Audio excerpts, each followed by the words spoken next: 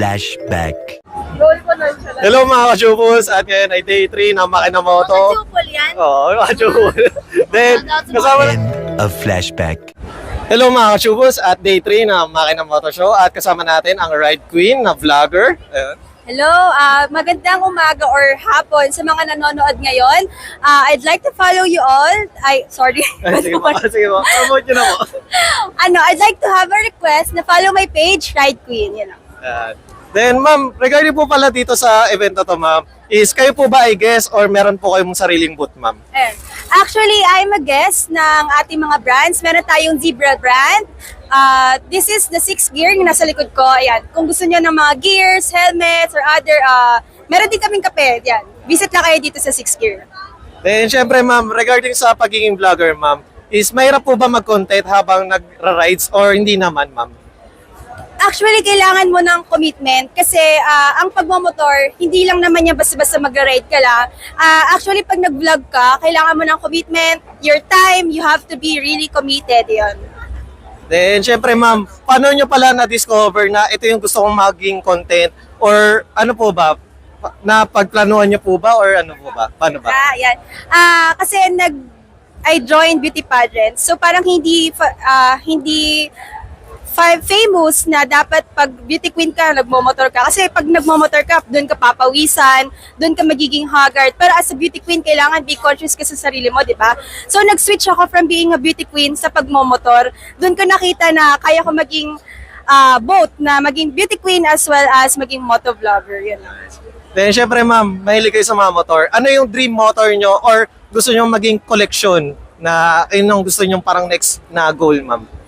Kasi ngayon, I am riding sports bike, Kawasaki ZX-10R.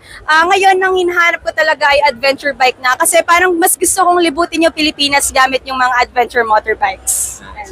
Then, ayun pala ma'am, regarding sa mga motor, kung magiging motor kayo, ano yung sound ng motor nyo ma'am? Siyempre, yung iba, maganda yung broom talagang malaman Kayo ma'am, paano po ba?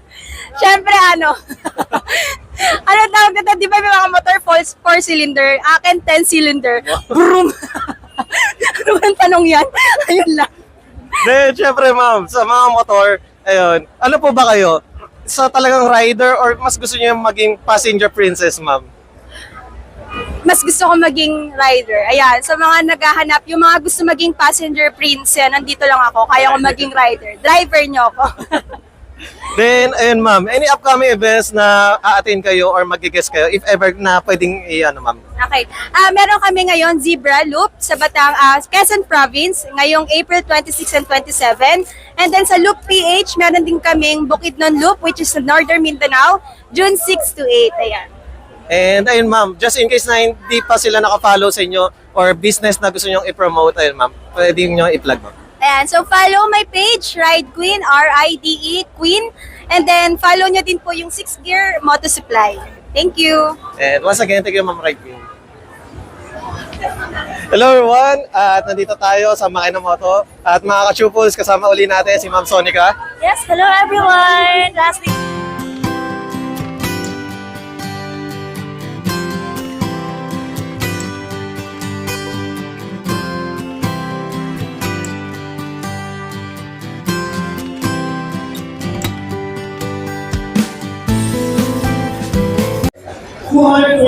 hello mga ka-chupos!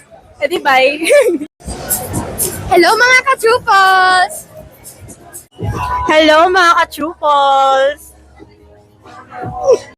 Hello, what's up mga ka-chupos? Hello mga ka-chupos, at ngayon ay day 2 ng Miyas at kasama natin si Ma'am Jazz.